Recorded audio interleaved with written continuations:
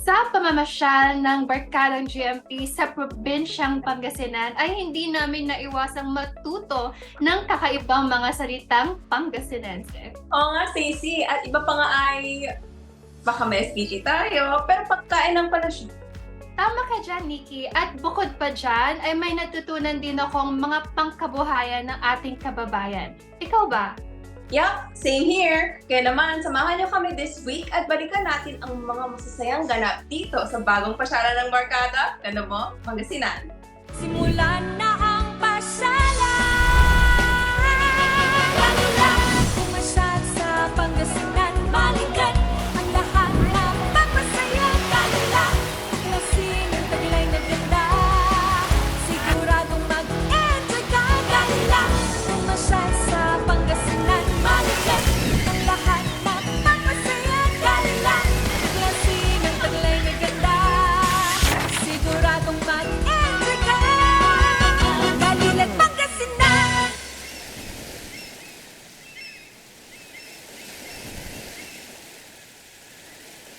Oh, hi, Nikki! Nandiyan ka pala. Kamusta? Hi, Stacey. Oh my gosh, nakita ko yung pasyal mo sa Bolinao, ha? Yeah, ang ganda, diba? Well, nakita ko din sa San Carlos mo and wow, ang ganda din pala talaga dun, no?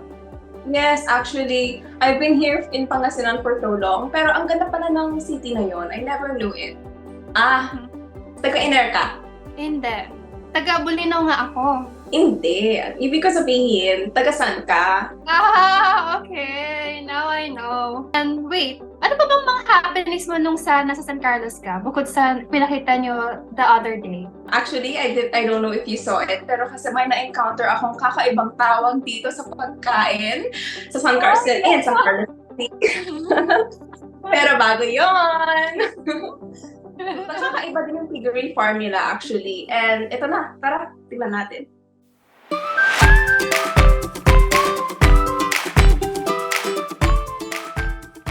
Nandito tayo ngayon sa JB's Piggery Farm dito sa San Carlos City.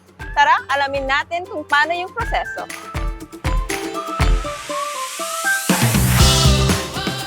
Ano po meron dito sa Phase 1? Opo. Bali, 40 days bago po sila manganak, inaakit na po sila dito. Tapos after po nun, dito na po sila manganganak. Tapos after mga 35 days, pag may 35 days na po yung mga biik, tsaka naman na po ibababa yung mga nanay.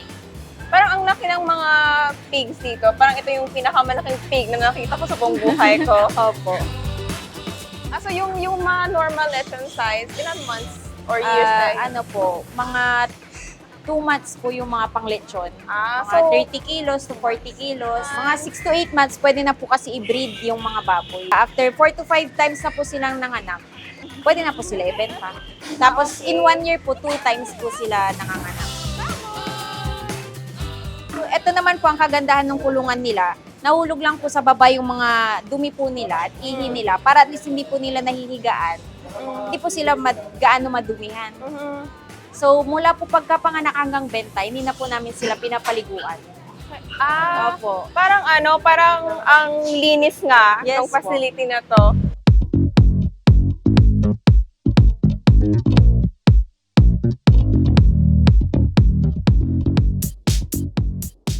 Sila po yung mga tatay. Ay, Diyos ko! Sila po yung mga sperm donor. Parang siyang magta-transformer na siya. Yan. Ang Sila laki. po. Papa-up po sila dyan. Sasabihin lang up, tsaka tataas na po sila, tatayo. Tapos pwede na po silang kolektahan ng porcine. Ito po yung mga gagawing inahin. Mga gilts naman po ito. Ah. Mga 6 to 8 months after po nun, kompleto na po yung mga bakuna nila. Pwede na po sila i-breed. Magiging mommies na po sila. So may vaccination pa yung Yes mga po. pigs. Opo. So ngayon, pupunta tayo Sa nursery building. ito ang phase 2.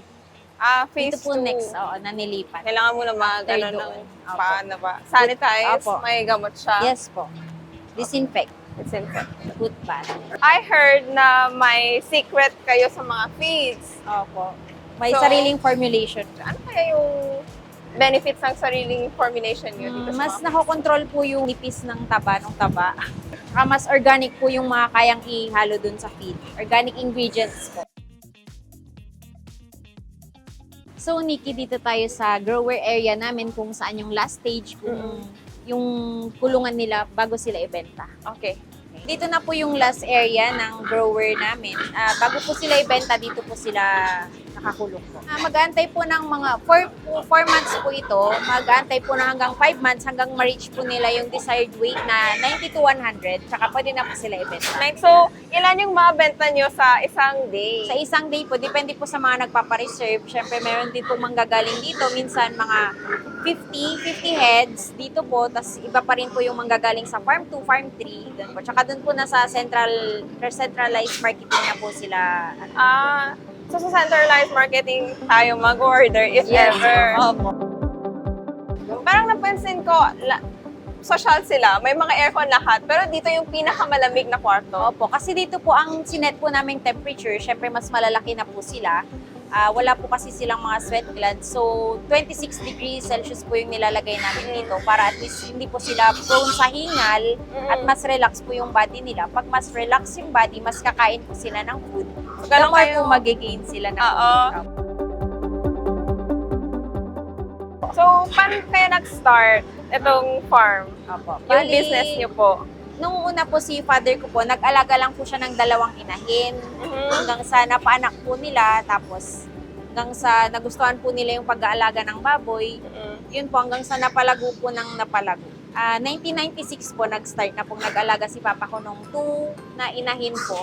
Doon lang po sa gilid ng bahay namin hanggang po sa nakatingin na po siya ng lupa, doon na po siya nag-put up. Alam niyo ba, ang JB de Guzman Piggery Farm, sila lang first and only farm here in Pangasinan to have ventilated tunnel buildings. Ibig sabihin, ang mga baboy naka-aircon 24 hours. Sana all! Po yung food nila and then dyan naman po yung automatic water dispenser ng mga Ay, kids ang na- galing. So, formulated din ito? Yes po. Pinormulate din po ni father ko. So, nag-start po kami ng 30 heads na quail. Hanggang sa nagustuhan po niya na maganda po pala yung market ng pugo. Kaya yun po, napag-decidean po namin na mag-expand po. Ang galing. It starts Yes. with an interest Yes and then ends po. and then starts again with business kasi walang Yes po. ending doon.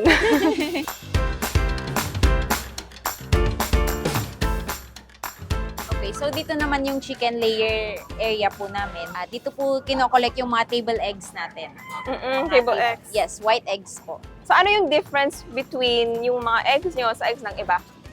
Sa mga eggs po natin, very orange yolk po siya. Tsaka laging fresh yung harvest. Laging everyday hina-harvest po. Tsaka may inahalo po kami sa feeds nila na organic na chlorophyll para po mag-red po yung ano nila, egg yolk nila. So the oranger, the healthier. Yes po. Gusto ko mag-harvest. Sige po. Mag-harvest ako.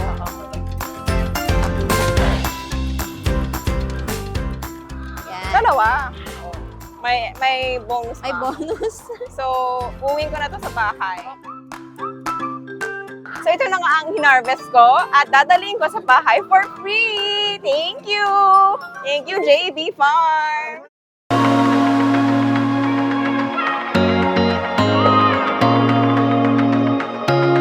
We're going to see a lot of mango. Hindi pa nila season ngayon. So, it's going to be baby mangoes. Unripe pa sila. We're gonna go there and see green mangoes. Green mangoes are yan. May alamang.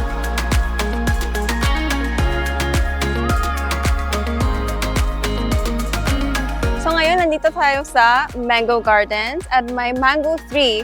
You can see there, may mga rosas. When the flowers grow older, they turn into mangoes in 90 days. And then, masarap na siya. Pwede mo lang kainin.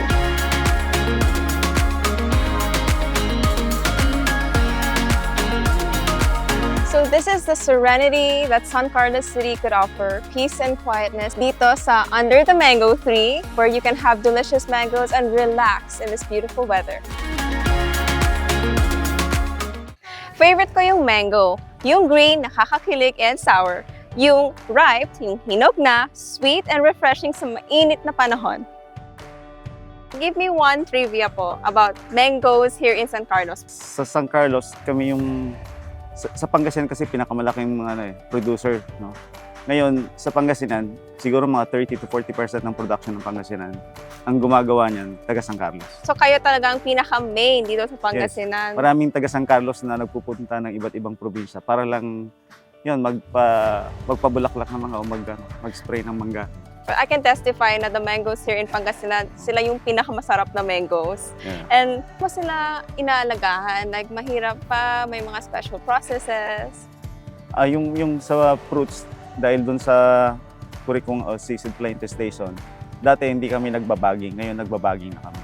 Yung baging, ibig sabihin from 50 days old yung bunga, binabag na namin yun para hindi na siya kagatin ng seed fly. So kailan po ang peak season? I-induce kami ng bulaklak ng mga December hanggang January. Yan. So aanihin nyo ng April hanggang May. Yun ang maraming bunga. Ito yung bumuhay sa amin nung bata kami. Kasi yung father ko talaga siya yung talagang number one. Alam ko, siya yung iniidolo ko actually pagdating sa pagmamangga. Then, pagdating naman sa pangkabuhayan ng mga taga rito sa Pagal, siguro before, mga 10 years ago, most of the families here ay sa mangga. Mangga talaga naman na nabubuhay. Then later on, syempre nakapagparal na sila ng mga anak nila dahil din sa pagmamangga. So for now, medyo nabawasan na kasi karamihan nga nakapag-aaral na. Yet may mga may mga family, may mga talagang natitirang nagmamangga pa rin. Kung by the river naman ang hanap mo, meron din tayong Rio Laguna de Vega. Itong Rio, parang lang to, nung time na pandemic, wala kami mapuntahan. Parang pag nandito lang kami, dapat magluto-luto lang dito. Pero pag may mga bisita, naghanap sila ng makainan. Na-start po itong Rio Laguna Restaurant na po ito kasi in-start namin na may pupunta lang yung mga tao may kakainan.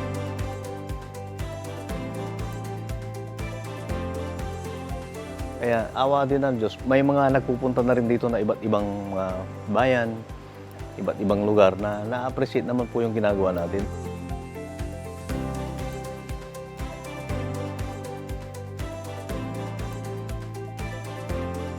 Bukod doon sa water impounding, sana pwedeng maging daanan namin na mapagdugtong namin po ito. Kasi dito sa kabilang bridge naman, puro 1 at saka ito naman puro 7 siya. Kaya naisip na lang po namin bakit hindi, kung pwede naman gawin natin na tourist spot man lang o kahit mapasyalan man lang ng mga tao.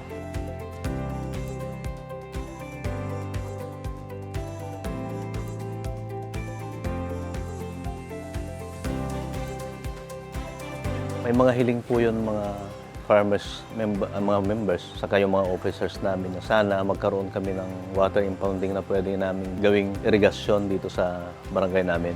Granted po naman itong na-request namin na water impounding, tawag nila dito.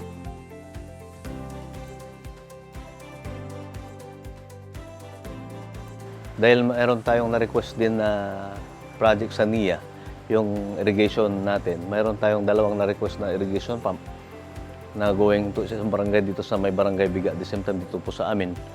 Yun na po yun mga pakinabang na kasi itong project na ito, hindi lang po sa beautification, hindi lang po sa malawak po itong plano natin dito na farmers, mga vendors makikinabang. Saka yun mga tao, yung mindset nila ngayon dito, dati ayaw nga pupuntan to kasi likod lang. Ngayon, yung mga tao, gusto na dito.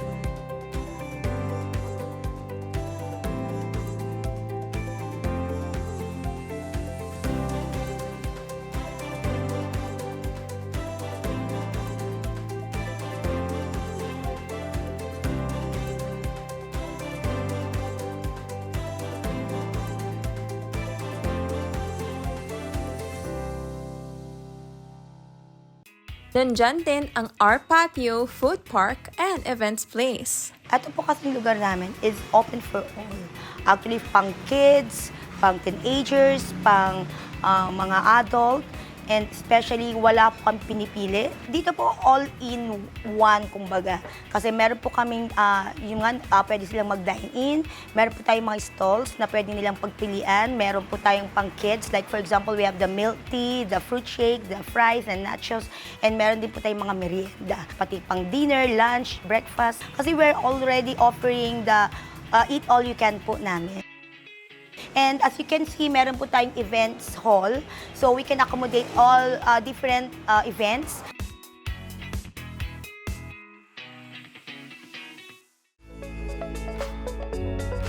Akala nyo ba pang-umaga lang ang kainan sa San Carlos?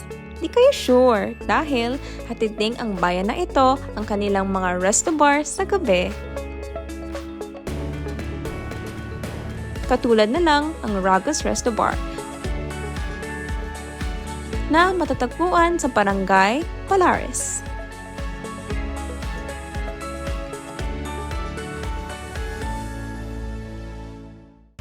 Oh, wow! Hala, gusto ko din pumunta dyan, Vicky.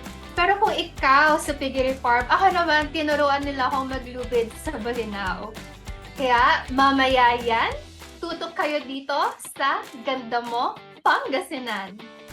Dalilan Pangasinan!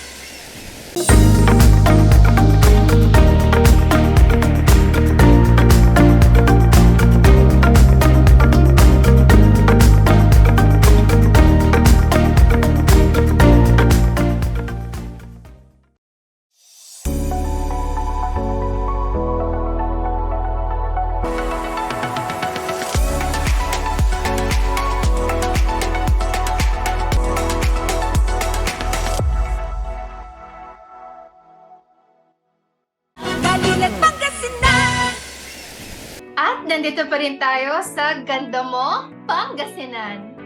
So, Stacey, ano ulit yung sinabi mo kanina? Naglubid ka? Yeah, naglubid ako sa Bolinao at nakakatuwa siyang gawin o matutunan. Kaya ito, panoorin natin. Ang Magay plant ay nagmula pa sa bansang Mexico. Nadala ito sa Pilipinas noong panahon ng mga Kastila. Pumatok ang industriya ng paglulubid sa Bolinao, Pangasinan noong 1960s at naibebenta raw nila ng 130 pesos ang 100 pirasong lubid. Ngayon, nasa 20 pesos na ang isa na may habang 5 to 6 meters. Ito ang magay. Ito ang ginagawang lubid. So, nanay, ano po ba itong ginagawa natin? Ano itong tawag dito? Ito ang tinatawag nating produkto ng Bolinao na magay. Magay, opo. Ito ang ginagawang magay, ginagawang lubid. Ano po itong ginagawa natin ngayon dito? Itong process po na ito na may kahoy? Ito Ginagawa yung niyo po? karatil to. Karatil, okay. Ginagawang tali. Dito po nag-i-start yung process ng paggawa ng lubid. Lubid. Okay. Oo. Ano po ito? Dito Iyan po yung ba nag-start? magay. Ito yung Oo, magay.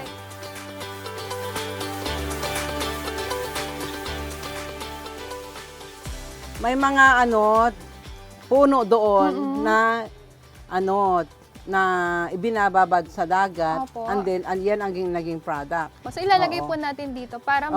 magtali-tali siya Oo. ng ganito. Ayun na ngayon yun. Okay. Oo. So after po nito, Gagawing lubid na Oo, siya dito. lulubidin na. Okay.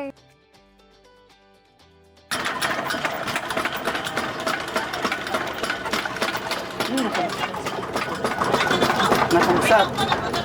Ay, napuso. So after po nung karatil, dito naman Dito siya na- ilalagay. Then, Lulubidin oo, na siya. lulubidin na. Okay. Okay. So paano po siya magiging tirintas? At sige, igaganon.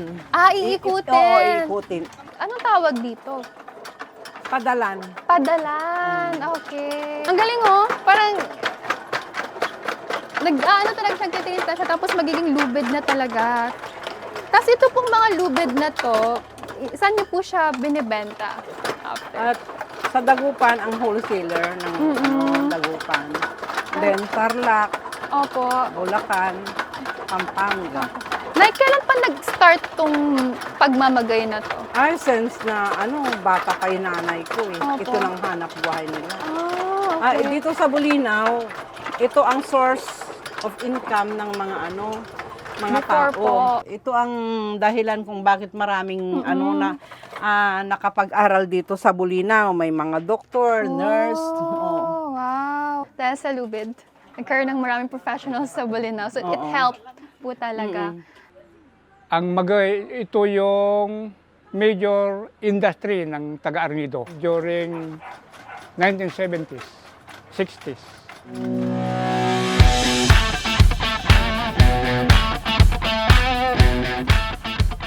Noong habang nagmamagay yung mga tao dito sa Barangay Arnido, nagpaaral sila.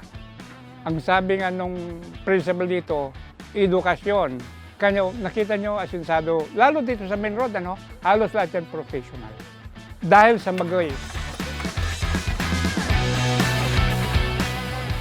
Noon, sa mga ninuno nila, yung mga laking-laking nila, talagang lahat dumaan sa nagkaratel at saka nagmagay. Halos lahat ito, magay. Dahil ang magay kasi, kahit sa mabato, pwede siya. Kanya halos lahat ng buong Arnido, pagpagalagay mo nasa 60% siguro, plantasyon ng magay. Nay, pwede ako patry kung paano sige, yung okay. ginagawa niya. Okay, So, okay. ano pong ginawa niya? Ikutin mo kanina? lang ito. Okay. Ito. May dapat ba sobrang Hawakan mo lang bilis? ito. Ay, hindi po siya, hindi siya nagtatali talaga ng ganun sa inyo kanina. Okay. So, kailangan talaga ng merong kahoy kanina. So, mas mabilis ba dapat dito, Mami? Or dapat sabayan ko Depende po siya? kung pwede namang hindi. Nanay, ilang lubid na gagawa niyo sa isang araw? Mga 200 pieces That's nice. to 300. Okay. Ay, sorry, nasira. Depende sa pagkakagawa. Nasira saglit. Depende sa paggawa.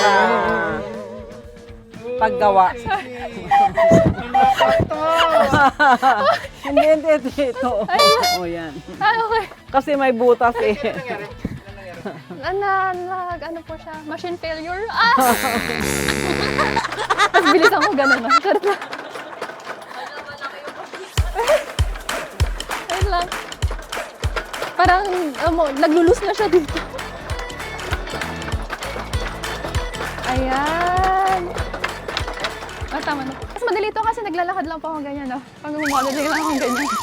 Yung kabila kasi gumagano. Pero ang ganda, ang galing po kasi meron na po akong finished product. So, open for bidding. Pamain na lang. Ang galing. So, ito pa yung ginawa ko. Hindi pa lang yung gumawa. Ginagawa ko. So, this is the finished product. So, Mami, kamusta po yung ginawa ko?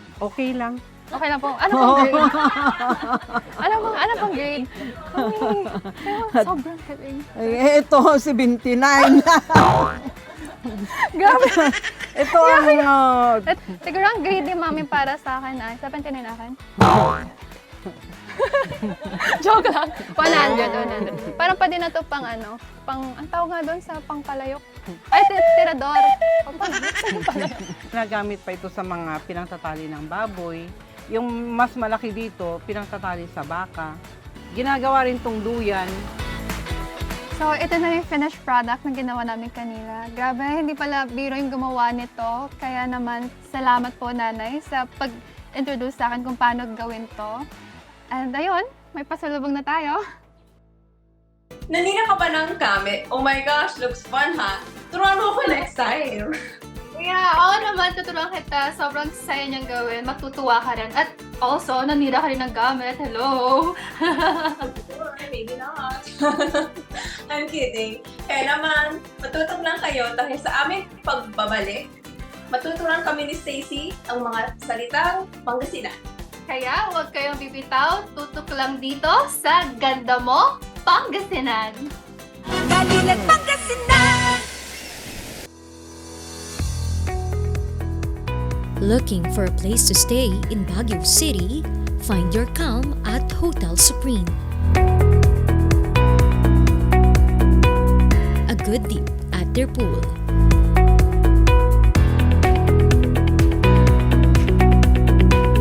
Clean and comfortable rooms with a view.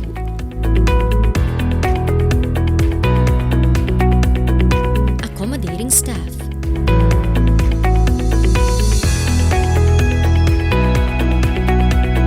You can also enjoy a sip of coffee at their coffee shop.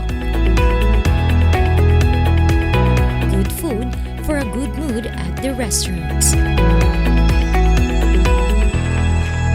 Spacious halls for events, and many more.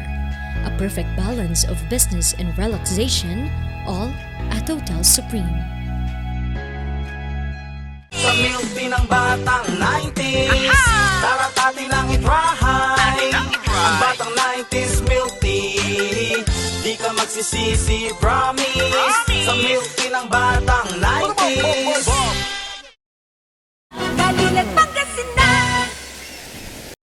At nagbabalik tayo dito sa ganda mo, Pangasinan. Nikki, ano nga yung pagkain na niluto mo na sa San Carlos? Yung binulbol. Yup! Huwag ka. At one take lang ako sa pagsabi ko nun. Binulbol. Oh, yeah. Tama yung sabi ko. Wait lang, bakit yun ba yung tawag nila doon? Actually, ang binolbol, it's another version of a name para sa arroz caldo. Binolbol lang siya sa part ng Pangasinan. Pero sa ibang lugar, arroz caldo ang tawag nila. Oh, yun pala yun. Sa amin nga sa Balinaw, may sungayan kami. Sungayan? Bakit Oo. yun? Well, sungayan, yun yung tawag namin doon sa isda sa Bulinaw. Kasi, of course, meron siyang sungay. Kaya sungayan siya. Okay. But I think they're amputilayag. Hoy, hindi ako ganun, no? Bakit? Ano pa ibig sabihin ng amputilayag? Someone na nakakatakot yun, diba? Na ganun. Kasi based on what I've read, amputilayag, they called it for the people of San Carlos. Apparently, back in history, they used to cut the ears of yung mga enemies nila tapos sinahang nila as bravado or yung nanalo sila sa war, ganon. Pero I think that it's just that they're protecting themselves kasi chin-charge nila yung freedom nila siya. Oh, okay. That's interesting. Eh, sa inyo ba, madaming amputilayag? Oo naman, wala. Ha? Oo naman? Wala? Man, wala. Oo naman? Tapos wala? Nikki, wala in Pangasinense means meron. Ang gapo means wala. That's confusing. Antutan? Ano? Antutan? Ano naman yan? Tama. Antutan means, ano yan? Okay. So, ang dami ko ng vocabularies na alam. Bali-bali, no? Parang ikaw. Bali-bali? Ano pa naman ako? No, ibig sabihin ng bali-bali is maganda. Parang ganda mo, maganda ka Pangasinan, maganda ka Nikki. Kaya inaro kita eh. Alam ko yan. You know, mahal din kita. So, ano yung akulaw? Ha? Ano naman yan? Akulaw? Bakulaw? Ano yun? Akulaw. It means old. Not like okay.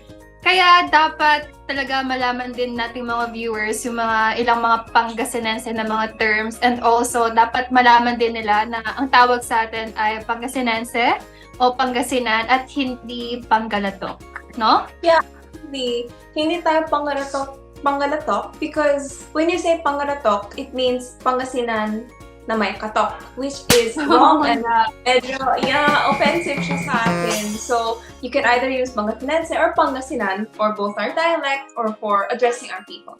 Kaya yan ang mga words for the day natin. Maraming salamat sa pagsama niyo sa amin ni Nikki sa pagtuklas ng ganda ng Pangasinan. Kaya naman, samahan niyo kami muli at sabay-sabay natin tuklasin ang mga natatanging yaman ng ating lalawigan. Dito lang sa bagong pasyalan ng Barkada, Ganda mo, Pangasinan! Pangasinan! Simula